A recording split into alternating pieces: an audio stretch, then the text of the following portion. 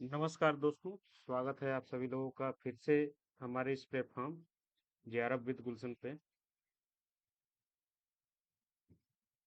आज के इस वीडियो में हम लोग बात करने वाले हैं कि फर्स्ट पेपर में जितने भी यूनिट्स दिए हुए हैं एनटीए ने अपने सिलेबस में। हम सभी को पता है कि फर्स्ट पेपर के फर्स्ट पेपर के लिए हमें 10 यूनिट्स को पढ़ना है, लेकिन एग्जाम में बस 2 महीने शेष बचे हैं। लगभग 2 महीने से भी कम समय जो है वो शेष बचा हुआ है। और आप लोगों में से बहुत सारे लोगों का हमें मैसेज आ रहा था कि सर कौन से ऐसे यूनिट्स हैं जो हम बिल्कुल नहीं छोड़ सकते हैं और कौन से यूनिट्स हैं जिससे हम कंप्रोमाइज कर सकते हैं। तो एक बात आपको मैं बताना चाहूँगा कि जो 10 यूनिट्स जो दिए हुए हैं, प्रत्येक यूनिट से 5 क्वेश्चन आते हैं और 10 यूनिट से मिला के टोटल 50 क्वेश्चन पूछे जाते हैं। लेकिन कुछ यूनिट्स ऐसे हैं जिन्हें 5 क्वेश्चन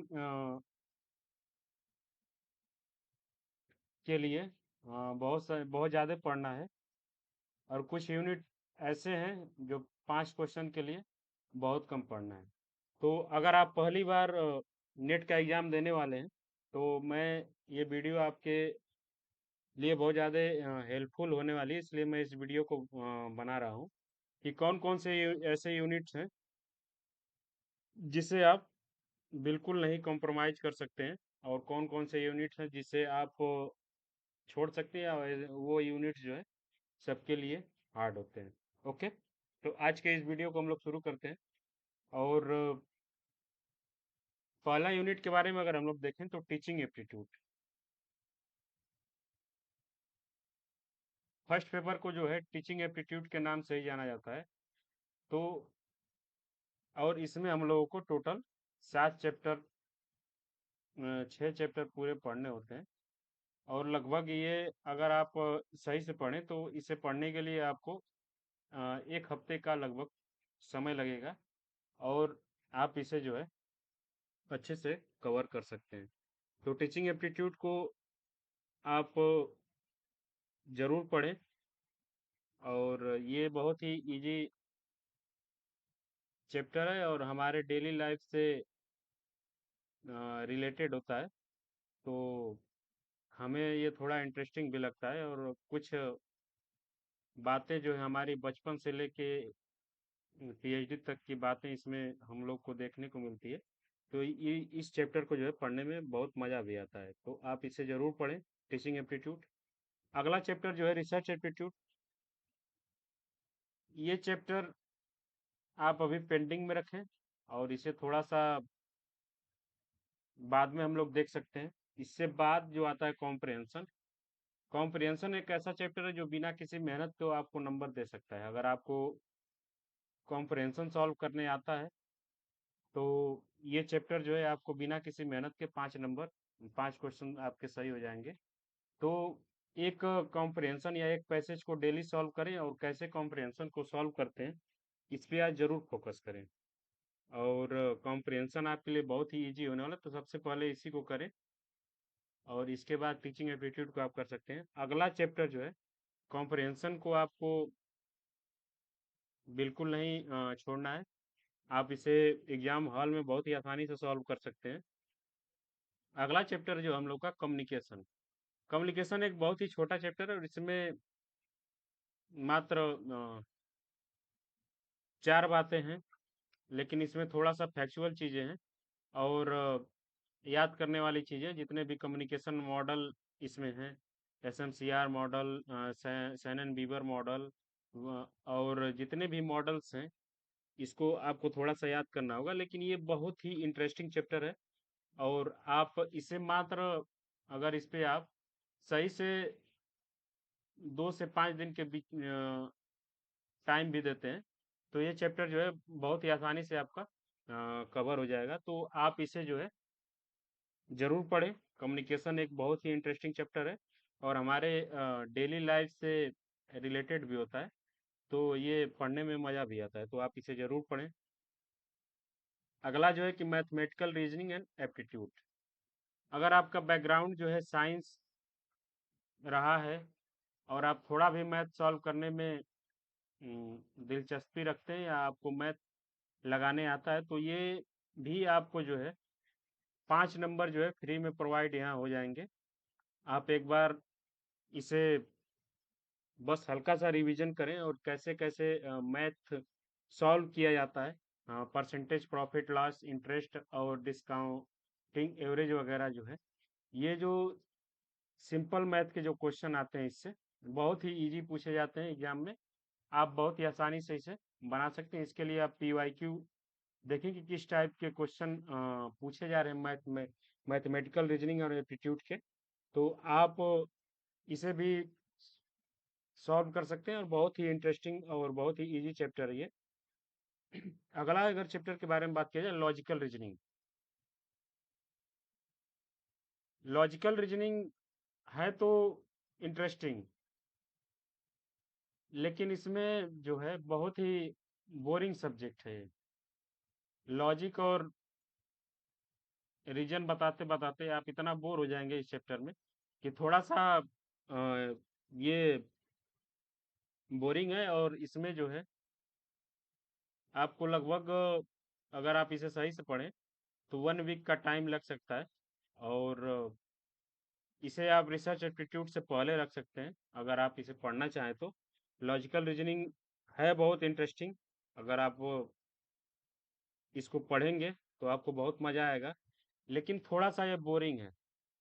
तो और ये ऐसा चैप्टर है जो सबके लिए बोरिंग होता है, इसे बहुत कम लोग पढ़ना चाहते हैं। तो आप इसे प्रायोरिटी लेवल में थोड़ा सा नीचे रख सकते हैं। अगर आपकी तैयारी समय नहीं मिल पा रहा है आपको, तो लॉजिकल रीजनिंग पे थोड़ा कम ध्यान दे सकते हैं, क्योंकि इस पे सभी लोग कम ध्यान देते हैं। और मैं ऐसा कभी नहीं बोलूंगा कि आप इसे बिना पढ़े जाएं। कम से कम एक आध दो बार इसको अच्छे से पढ़ें, क्योंकि 5 क्वेश्चन जो है इससे एग्जाम में पूछे जाते हैं और बहुत इजी इजी क्वेश्चन आते हैं। अगर एक बार इस सारे चीज़ों को आप एक बार कवर कर लेंगे तो बहुत ही बेनिफिट होगा आपको, और 5 क्वेश्चन आपको आसानी से इसके मिल जाएंगे। ओके। अगला जो है डीआई। डीआई के क्वेश्चन जो है, आप अगर मैथ बैकग्राउंड के हैं तो डीआई सॉल्व करने में बहुत मजा आता है। और डीआई के क्वेश्चन जो है 2-3 सालों से अगर देखा जाए तो डीआई के क्वेश्चन थोड़े हार्ड लेवल के पूछे जा रहे हैं एग्जाम में। तो इस पे आपको थोड़ा सा ध्यान देना है। और ये एक डीआई अगर आप बना लेते हैं तो आपका 5 क्वेश्चन सही होगा। अगर एक डीआई आपका पूरा गलत होता है तो आपका पूरे एग्जाम में 5 क्वेश्चन गलत हो जाएगा। तो डीआई से कॉम्प्रोमाइज हमें नहीं करना है, क्योंकि एक डीआई आता है और उस पे बेस्ट 5 क्वेश्चन आते हैं। और अगर आपको एक डीआई नहीं समझ में आया तो आपके 5 क्वेश्चन गलत हो जाएंगे। अगर आप एक डीआई अच्छे से समझ लेते हैं और उसे सॉल्व कर लेते हैं तो आपको फ्री के 5 क्वेश्चन आपके सही हो जाएंगे। ओके। तो इसमें bar chart, histogram, pie chart, table chart, line chart आदि जैसे डीआईज आपको देखने को मिलेंगी, डाटा इंटरप्रिटेशन के क्वेश्चन। तो ये भी बहुत इंटरेस्टिंग है, इसे आप बिल्कुल ना छोड़ें। अगला जो है आईसीटी। आईसीटी बहुत छोटा सा चैप्टर है और ये हमारी डेली लाइफ से कनेक्टेड भी होता है। कंप्यूटर्स, मोबाइल्स और इंटरनेट आदि चीज़ें इसमें बोली जाती हैं, बात पूछी जाती हैं। तो इसे आप ना छोड़े तो ही बेहतर है, क्योंकि इसमें बस छोटे छोटे 4 यूनिट्स आपको दिए हुए हैं और इससे 4 यूनिट से 5 क्वेश्चन आपको देखने को मिलेंगे। तो आप इसे जरूर पढ़ें। Internet, intranet, email, audio video conferencing क्या होती है, digital initiatives in higher education क्या क्या हैं, आईसीटी और गवर्नमेंट्स क्या है, ये जो है बहुत ही इंटरेस्टिंग चैप्टर है। और आप इसे बहुत ही आसानी से 3 से 4 दिनों के अंदर में ही कवर कर सकते हैं। तो इसे आप बिल्कुल ना छोड़ें। अगला जो चैप्टर है, पीपुल डेवलपमेंट एंड इन्वायरमेंट। अगर आप सोशल साइंस के स्टूडेंट्स हैं तो ये चैप्टर आपके लिए थोड़ा इजी होने वाला है, लेकिन इसमें जो फैक्ट्स की बातें जो हैं थोड़ी आपको याद करनी होंगी, जैसे कि जितने भी सम्मेलन वगैरह हुए हैं, जैसे कि मानव पर्यावरण पे संयुक्त राष्ट्र सम्मेलन, पर्यावरण और विकास पर विश्व आयोग का गठन कब हुआ था, इस टाइप के जो फैक्ट्स हैं आपको याद करने होंगे। इसी तरीके से जैसे कि ध्वनि की तीव्रता, न कितने डेसिबल की ध्वनि जो है वो प्रदूषित ध्वनि मानी जा सकती है, इस टाइप के जो क्वेश्चन है आपको याद करने होंगे। लेकिन ये आपके डेली लाइफ से भी सम रिलेटेड है। अगर आपने कभी जियोग्राफी वगैरह पढ़ा हो या अदर किसी कंपटीशन की तैयारी अगर आपने की हो, तो इन्वायरमेंट का पोर्शन जो है उसमें जरूर आता है। और ये आपको यहाँ सिर्फ यही नहीं, नेट के एग्जाम में नहीं, बाकी अदर एग्जाम में भी काम आता है। तो आप इसे पढ़ सकते हैं, लेकिन ये यहाँ देख सकते हैं कि इतना सारे टॉपिक्स पढ़ने के बाद आपको 5 क्वेश्चन मिलेंगे। आप अगर इस पे 1 वीक का समय देते हैं तो आप इसे अच्छे से कवर कर सकते हैं। ओके, अगला जो लास्ट चैप्टर है, हायर एजुकेशन। क्योंकि हायर एजुकेशन में हम लोग अभी पढ़ भी रहे हैं, और अगर हम नेट क्वालिफाई करके असिस्टेंट प्रोफेसर बनते हैं कहीं, तो हम हायर एजुकेशन में ही कहीं ना कहीं पढ़ाएंगे भी। तो ये जरूरी है हम लोगों के फ्यूचर के लिए भी। और इसमें देख सकते हैं कि टोटल 6 यूनिट्स हैं, और 6 यूनिट्स इतने मतलब कि हमारे डेली लाइफ से इतने ज़्यादा कनेक्टेड होंगे। थोड़े से फैक्चुअल हैं इसमें कि कौन से आयोग की गठन कब हुई थी, हायर एजुकेशन में कैसे कैसे इवेल्युएशन होता है। तो इस टाइप के फैक्ट्स भी थोड़े हम लोगों को याद करने होंगे इसमें। लेकिन बहुत ही इजी चैप्टर है ये हायर एजुकेशन। और इन सारे चैप्टर्स को आप कवर करने के लिए केवीएस मदान की बुक या यूट्यूब वीडियोज के सहारा ले सकते हैं। यूट्यूब पे बहुत सारे वीडियोज अवेलेबल हैं। और अगर आप हमसे चाहते हैं कि हम मैराथन क्लास वगैरह लेके या डेली पीवाईक्यू क्वेश्चन डिस्कशन कराएं, तो आप इस वीडियो के कमेंट बॉक्स में जरूर कमेंट करें कि आप जेआरएफ विद गुलशन टीम के साथ अ, किस प्रकार से इस एग्जाम को क्रैक करने में हमारे साथ जुड़ के हमारे सुविधाओं का लाभ उठा सकते हैं। तो एक बार कमेंट बॉक्स में जरूर बताएं, और इस वीडियो को जो है अपने दोस्तों के साथ जरूर शेयर करें। एक बार फिर से अगर मैं बताना चाहूँ, तो यहाँ आप देख लीजिए नोट में एनटीए ने दिया हुआ है कि 5 question each carrying 2 marks are to be set from each module whenever the graphical pictorial questions are set for cited candidates. A passage followed by equal number of questions and weightage be set for visually uh, impaired candidates. तो एक बार फिर से अगर मैं आपको फिर से बताना चाहूँ कि आप कौन कौन से पोर्शन पे पहले आप ध्यान दें, तो सबसे पहले कॉम्प्रिहेंशन। कॉम्प्रिहेंशन के बाद आप कम्युनिकेशन पढ़ सकते हैं, क्योंकि कम्युनिकेशन जो आप अगर पढ़ लेंगे तो उससे आप रिसर्च एप्टीट्यूड में भी हेल्प ले सकते हैं, टीचिंग एप्टीट्यूड में भी आपको हेल्प मिल सकती है, और जो हायर एजुकेशन है उसमें भी आपको हेल्प मिलेगी कम्युनिकेशन से। तो कम्युनिकेशन पहले कॉम्प्रिहेंशन पढ़ें, उसके बाद कम्युनिकेशन पढ़ें। कम्युनिकेशन के बाद आप डीआई सॉल्व कर सकते हैं, क्योंकि डीआई जल्द से जल्द पूरा डीआई पढ़ लें, और जब तक एग्जाम नहीं होता तब तक डेली 1 या 2 डीआई आप सॉल्व करें, जिससे कि आपकी प्रैक्टिस भी बहुत अच्छी हो जाए। तो ये पहले कॉम्प्रिहेंशन, फिर कम्युनिकेशन, फिर डीआई। डीआई के बाद आप पढ़ सकते हैं टीचिंग एप्टीट्यूड। टीचिंग एप्टीट्यूड के बाद आप पढ़ सकते हैं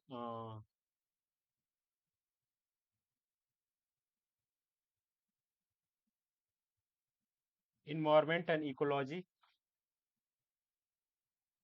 ये भी बहुत सिंपल है, और इसे भी थोड़ा सा याद करने वाली चीज़ है, तो आप जितना जल्दी इसे पढ़ेंगे तो बाद में उन सारी चीज़ों को रिवाइज भी कर पाएंगे।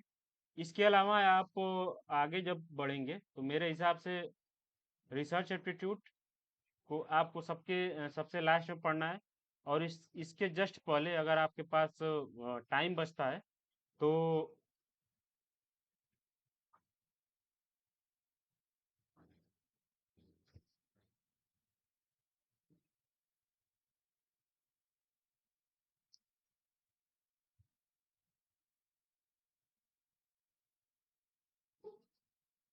सॉरी,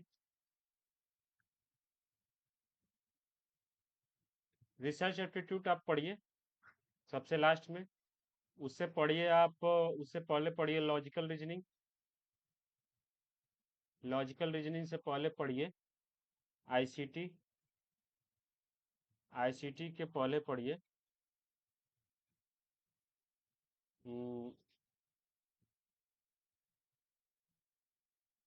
इन्वायरमेंट एंड इकोलॉजी, जो पोर्शन है पॉल्यूशन वगैरह का वो। इससे पहले पढ़िए हायर एजुकेशन। हायर एजुकेशन से पहले पढ़िए टीचिंग एप्टीट्यूड। टीचिंग एप्टीट्यूड से पहले पढ़िए कॉम्प्रिहेंशन। और कॉम्प्रिहेंशन से पहले, सॉरी, टीचिंग एप्टीट्यूड से पहले पढ़िए कम्युनिकेशन। कम्युनिकेशन से पहले पढ़िए कॉम्प्रिहेंशन। और आप जो है डीआई और मैथ के जो क्वेश्चंस हैं और रीजनिंग के जो क्वेश्चंस हैं, आप उसे डेली सॉल्व कर सकते हैं। तो इस तरीके से हम लोग देख सकते हैं कि 1 2 3 4 5 6 7 8 9 10 यूनिट्स हम लोग ऐसे आसानी से कवर कर सकते हैं। सबसे पहले कम्युनिकेशन, सबसे पहले कॉम्प्रिहेंशन, कॉम्प्रिहेंशन के बाद कम्युनिकेशन, कम्युनिकेशन के बाद टीचिंग एप्टीट्यूड, उसके बाद हायर एजुकेशन, हायर एजुकेशन के बाद इन्वायरमेंट एंड इकोलॉजी, इसके बाद आईसीटी, आईसीटी के बाद लॉजिकल रीजनिंग, और सबसे लास्ट में रिसर्च एप्टीट्यूड। और डीआई और मैथ के क्वेश्चन जो है आपको डेली 10-15 क्वेश्चन बनाने हैं, जिससे कि आपके प्रैक्टिस होते रहेंगे। ओके, ये वीडियो आपको कैसी लगी कमेंट बॉक्स में जरूर बताएं। और अगर ये वीडियो आपके लिए हेल्पफुल है तो अपने दोस्तों के साथ इस वीडियो को जरूर शेयर करें। और जेआरएफ विद गुलशन चैनल को जो है जरूर से सब्सक्राइब करें, क्योंकि आने वाले समय में फर्स्ट पेपर से रिलेटेड आपको बहुत सारी वीडियोज जो है, बहुत सारे लाइव क्लासेस जो है इस चैनल पे मिलने वाली हैं। तो इस चैनल को जरूर से जरूर सब्सक्राइब करें और अपने दोस्तों के साथ भी शेयर करें, जिससे कि हमारे सभी फ्री क्लासेज और लाइव क्लासेज के फायदे जो हैं आप उठा सकें। और हम कोशिश करेंगे कि तैयारी के लास्ट दिनों में हम महा मैराथन क्लास वगैरह भी लाएं, जिसमें आप 10 यूनिट्स को जो है केवल 10 दिनों में 10 क्लास में खत्म कर पाएंगे। तो ओके, आप इस चैनल को जरूर से सब्सक्राइब करिए, दोस्तों के साथ शेयर करिए। बहुत बहुत धन्यवाद।